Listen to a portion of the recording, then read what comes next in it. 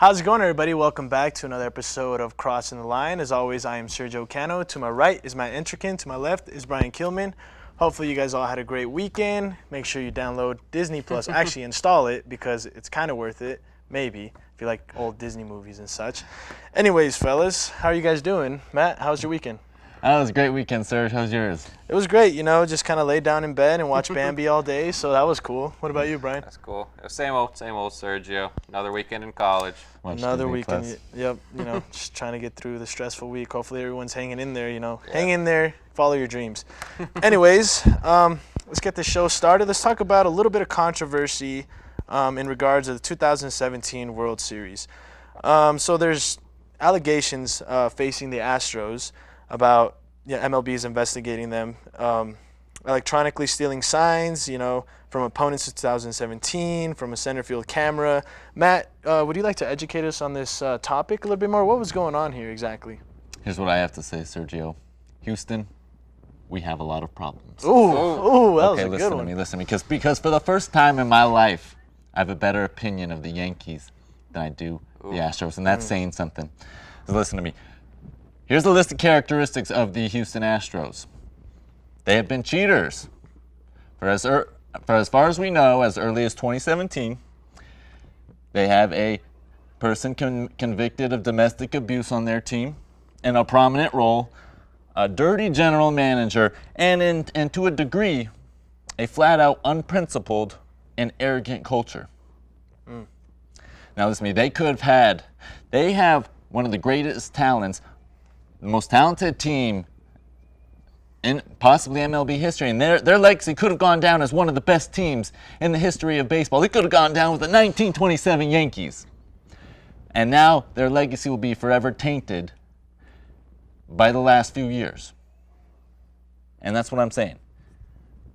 Yeah, and Matt, I don't know if they were on par with the 1927 Yankees, but they were a very good team, especially this year. They lost in the final of the World Series Game 7, as we all know, but they were a very good team this year, a very good team in 2017 when they won the World Series. But one of the most notable things mentioned in the media is that they played 7 games against the Dodgers in the 2017 World Series. And in Game 7, you know who was on the mound? Darvish. And he said, and the Dodgers said, he would have been killer on the mound if it wasn't for them stealing signs. I don't know about that, but the Astros did. In 2 starts in the World Series, Darvish went an inning and 2/3 in each start, 21.6 ERA, 474 batting average against. That's pretty good against any major league starting pitcher, especially over 2 games. 1 game you get lucky, 2 games. But my one point of contention is Darvish also recently said Christian Yelich is stealing signs and the Brewers. And maybe Darvish just can't pitch against the best hitters in the league. Well, we can all speculate what may or may not have happened had pitches been stolen or not stolen, and I think to a degree every MLB team is stealing signs. But when the Astros, are at home and you're using your own technology, your own cameras, to steal signs and do something that the other team can't do anything about. They can't change signals. They can't protect themselves from their signs being stolen. I think that's where there's a problem, and that's where you get cheating, and that's what puts you on the same level as, how everybody gives the Patriots so much heat for their allegations of cheating and Deflategate and the Giants Super Bowl. Okay? And so many things, and they did it in 2017. Their own pitcher has turned their back on them and stabbed them in the back. And I think, what kind of culture is that? When we don't see, it's not something we see every day. Mike Fiers, who played for them in 2017, is the one who backstabbed them. What kind of culture is that? I know. And then you have your GM, your general manager, who is chanting, "Thank effing God we got Roberto Ozuna," and he said that after they won the pennant, and he's screaming that at female reporters. And the Astros already had a reputation for being arrogant and dirty and things like that. And I think that's what's going to ruin the Astros. I think it will ruin the Astros. I think if, like, the allegations sound very true right now, my one point of contention with that is typically MLB dugouts have an MLB executive, not an executive, but an MLB employee in there other than just the team. So it's hard for me to believe that the Astros could have a video board, wherever it is, video screen, wherever it is in their dugout, and this neutral MLB employee didn't see it, didn't pick it up, and they could do that all year, especially in the playoffs. It's hard for me to believe that, but if these are proven to be true, ruins the Astros, potentially they could miss up to a season, or they could get banned from the playoffs next year, and if you get banned from the playoffs, you're playing 162 games with nothing. So the Astros will be ruined forever after that. And that's what the MLB needs to do. They need to do something serious and legitimate to penalize the Astros. Because if this was the NCAA, the Astros would have ultimately gotten that championship strip. Because in the NCAA, they strip Heismans, they strip national championships, and we ban. Another similar thing is they banned Pete Rose just for gambling. He didn't even cheat; he just gambled, and he's been banned from life. The man who is the career leader in hits has been banned for life. And if the MLB does not impose a serious, legitimate penalty on the Astros, I'll have lost respect for the MLB. I agree. By the way, Pete Rose should be in the Hall of Fame. Agreed. But I think that they do need to face big penalties. I think a solution to something like this, stealing signs by human, you're on second base, you can steal signs, whatever, is okay. It's sort of frowned upon, but there's no rules against it, and everyone does it to some extent. But using electronics to steal signs, I think, is over the line, as well as I think a solution to that is, like quarterbacks in football, you get an earpiece rather than flashing signs to your pitcher. The pitcher has an earpiece or something, so he just hears what the pitch is rather than you flash signs. And that would be a way to solve that problem. That is a good idea. And just for the record, statistically, this year's Houston Astros have been on the same level in WAR as the 1927 New York Yankees. Statistically, they've been on the same level. Couldn't win at home, though. Even if they're cheating, couldn't win at home in the World Series. Before we move on, do you guys think that the Astros even had to cheat in the first place? You think they were good enough to win? Well, the Astros in 2017 and in 2019, every game, most games, came down to a pitch or two or an out or two. They could have easily, they went to a handful of Game 7s, they could have easily won or lost. And I think that's what a lot of teams and a lot of fans are upset about right now, is that I think knowing those pitches could have been a big difference maker. It's tough to say if they would have won without cheating. Who knows to what extent? Was it every game? Was it the playoffs? Was it, it was at home, obviously, but was it every home game? I don't know. Because they are really good players. They are really good players, especially hitters in Houston. Alex Bregman, Jose Altuve, George Springer are all really good hitters. But would they have won the World Series without that cheating, without tipping a couple pitches? Home run here, home run there, especially in the World Series. A walk-off hit from Alex Bregman against the Dodgers. I don't know. Especially if the Astros happened to know that Aroldis Chapman was going to throw that slider in Game 7 of the ALCS this past season. This year, yeah. To Jose Altuve. That's true. I don't know. Well, that's crazy to think about, just because you play by the rules. If you don't, you got to face consequences. We'll see what the MLB does. If they do anything, like Matt said, you'd probably lose respect for them just because the severity of it. It's a title game, it's a title series. So, anyways, let's move on to some good old NFL. If you tuned in last week to the Thursday night matchup between the Pittsburgh Steelers and the Cleveland Browns, you were in for a treat. Wasn't football you were watching, might have looked like MMA or a street fight. Myles Garrett and Mason Rudolph got into it after Mason Rudolph tried to pull off his helmet, and Myles Garrett showed him how to do it. So he pulled off his helmet, whacked him with it, and all hell broke loose. And we saw Pouncey and all these other guys, try to back him up, swinging with his helmet on. So now Myles Garrett is in position of facing some serious consequences. Do you guys think Myles Garrett should get kicked out of the NFL? What do you guys think, Brian? I think, does he deserve to be suspended for the rest of the season? Yeah, of course. Yes. Was that one of the most stupid things we've seen from an NFL player in a long time? Sure. Yeah. Pretty stupid to hit somebody with a helmet. Does he deserve to get kicked out of the NFL? I don't think so. No. I think one impulse decision should not ruin his career, especially like that. With Mason Rudolph charging at him. And he started it. He was trying to pull off his helmet. And then Myles Garrett pulled off Mason Rudolph's helmet. And Mason Rudolph still charged at him. He was trying to fight.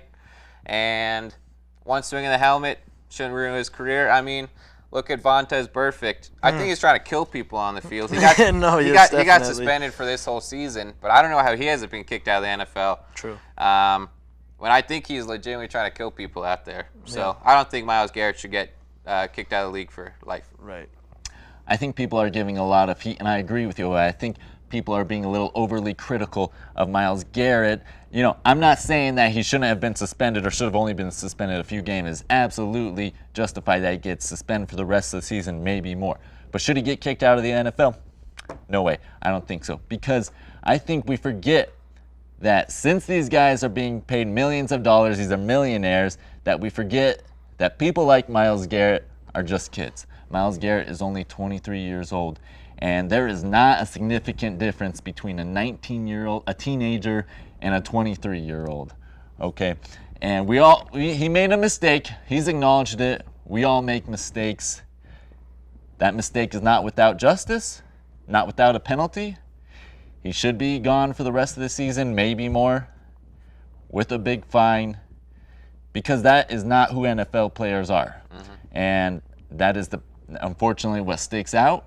And what a lot of people who don't normally watch the NFL or watch the games, and that's the things that they know. That's the headlines that they see. Right.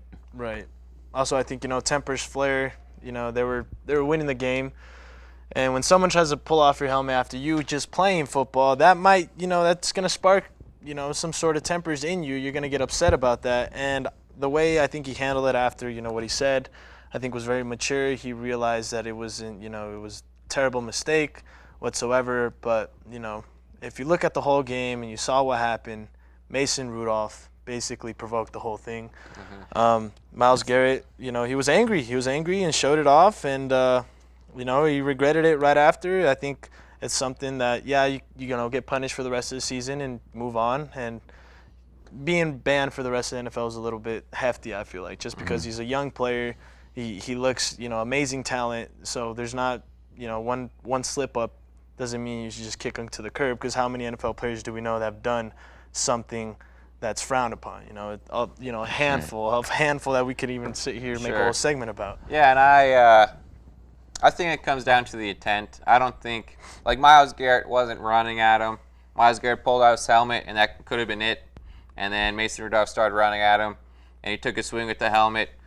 Myles Garrett wasn't trying to hurt him. He was just fighting, I think.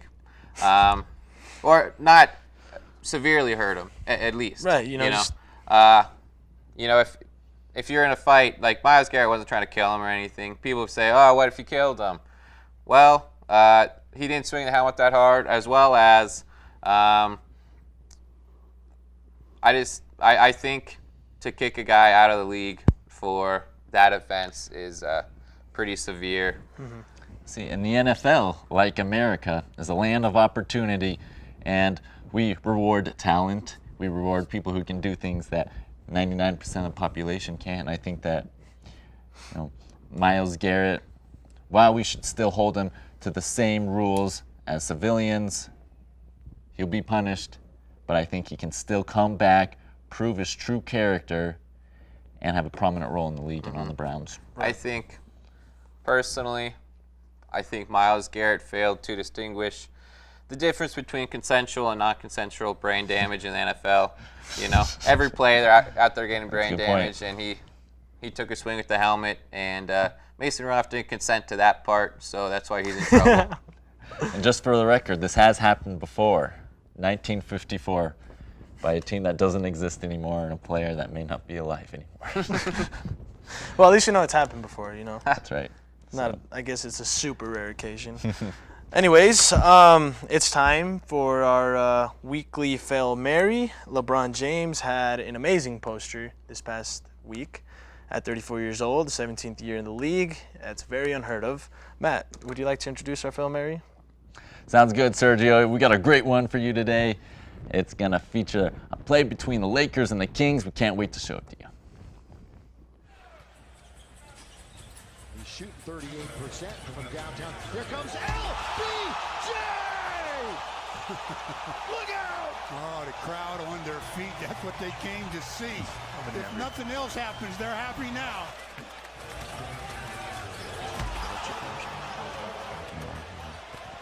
And the crowd wasn't quite as noisy there as it was here, I tell you.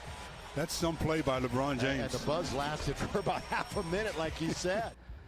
It's obviously a very embarrassing moment for the King Center there. LeBron really did a good job of making him look little girl scared during that. Yeah. But luckily, Brian and I took the time out yesterday to really break it down, analyze it, and show him how he could have done it right.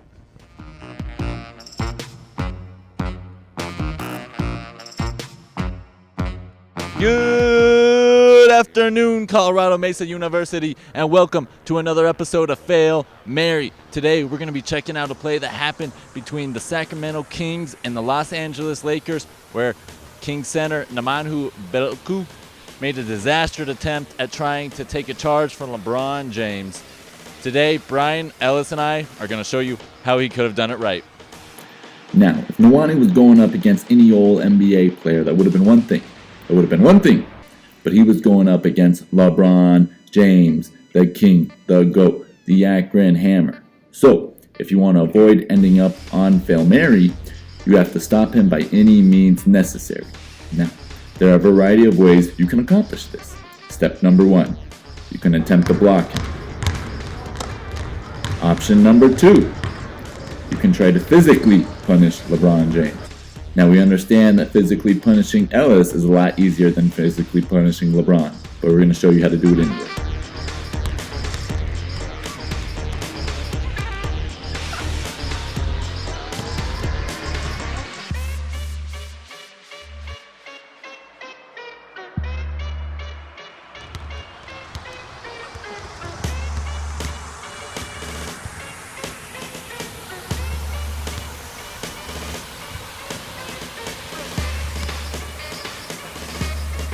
Next, if you can't hurt him on the outside, hurt him on the inside. Here, Brian is going to use a classic Yo Mama joke to really cut Ellis deep. Ellis, yo mama, you piece of shit, your mama, addiction, Ellis, you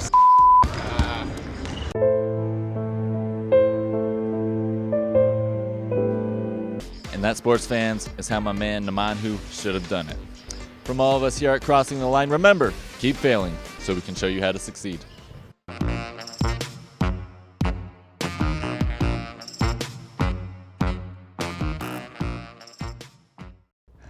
Oh, man. Welcome back. All of those methods, by the way, are totally realistic. You may end up like Myles Garrett, but that's neither here nor there. Yeah, I mean, if you play center for the Sacramento Kings, I feel like getting kicked out of the NBA is not the worst thing in the world. Yeah, There's look on the bright side. Better LeBron things didn't to do. score on Yeah. you. Yeah, better things Moral to of do the than story. play for the Kings. Yeah. Oh, man. That was absolute gold. Funny, you know? No Ellises were hurt in the making of this video. He is fine. Right. You know, I mean, I don't know if that would even stop LeBron, but I guess it's worth trying to just stay there Yeah. and trying to take a charge. I mean, it's not gonna Yeah, happen, you know.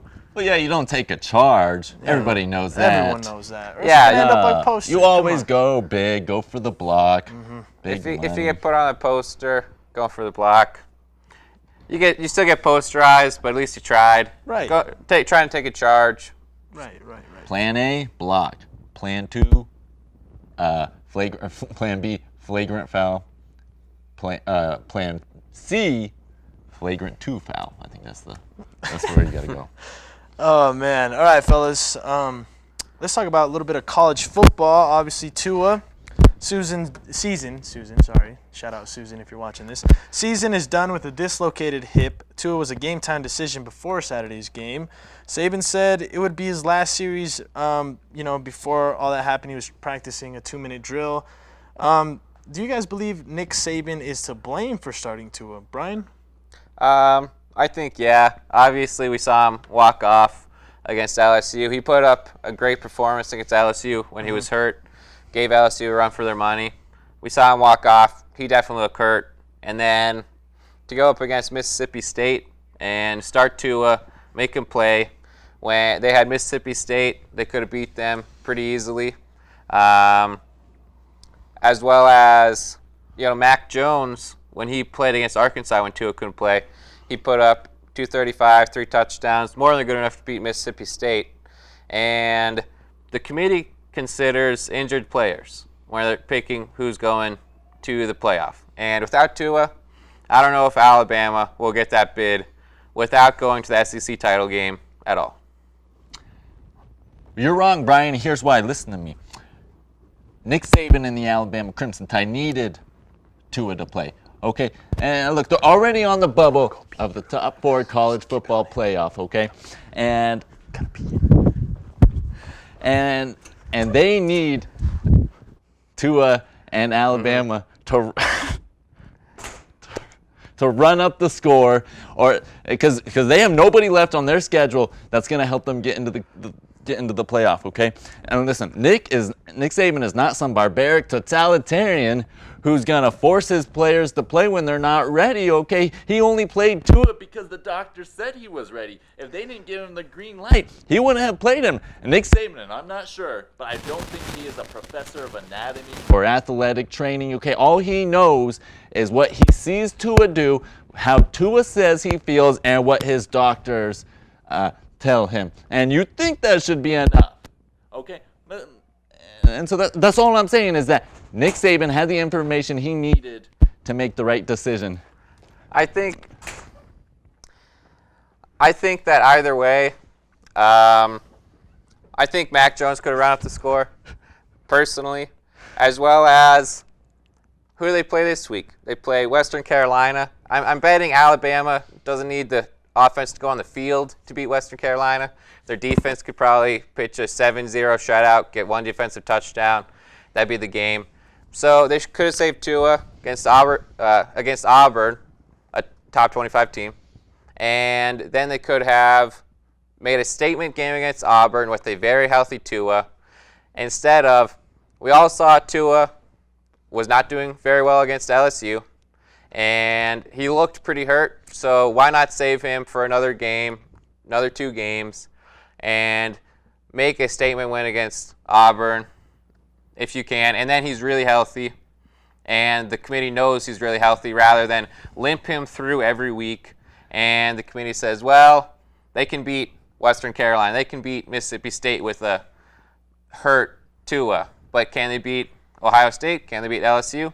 Can they beat Oregon? Well, Brian, here's why. It's because they couldn't risk the possibility that Mac Jones could dominate those teams. Okay, and they're already on the bubble. Like I said, they're already 5th.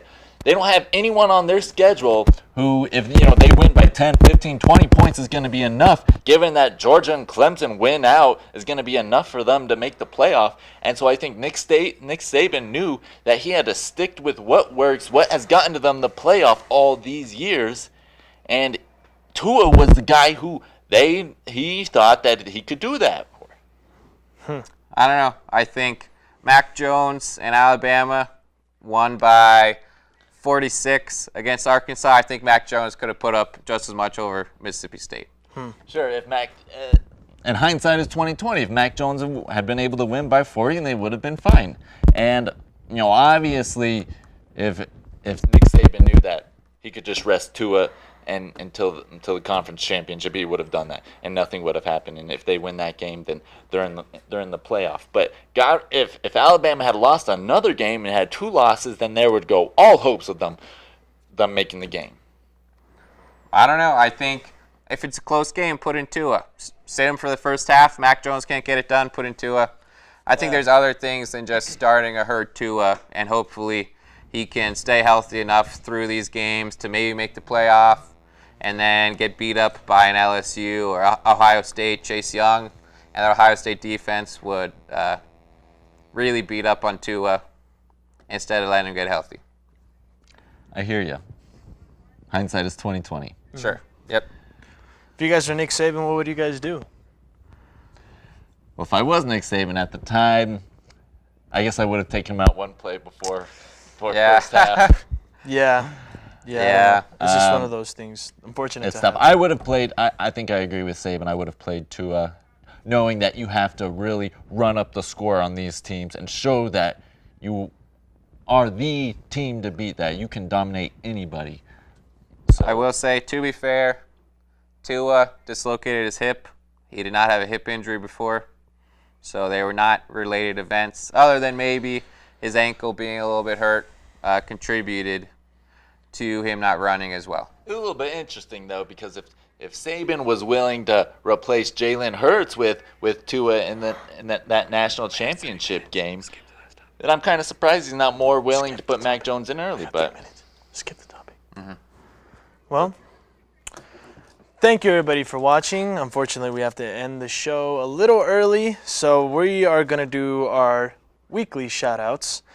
I'll go first. Shout out Jamal Murray for having a career game. Absolutely had spectacular performance against the Memphis Grizzlies. I believe he dropped 48 points, a handful of threes, and the Nuggets came out with a pretty good win. Matt, what's your shout out? my shout out goes to Evan Turner for crossing over LeBron James. This makes him the second player to do this since 2001 when Lawrence Moses Bryant did it to him back in Akron, Ohio. And for my shout out this week, I got to shout out my man from the Indianapolis Colts, Quentin Nelson, for his keg stand celebration in the end zone. Turns out that they took that touchdown back. He didn't cross the goal line. Oh, man. Sadly enough, but that's an iconic celebration. I don't know if I've seen a celebration that good in a while. I think my man Quentin Nelson could probably put back 40 or 50 in one night, 40 or 50 beers. You know, he's a big man, big boy. So good celebration, the keg stand. All his other offensive linemen had to hold him up. Heavy boy there. Next time. Awesome. Well, thank you everybody for watching. It's always a pleasure doing this for you guys, and I hope everybody has a great Thanksgiving, and we'll see you in a couple of weeks.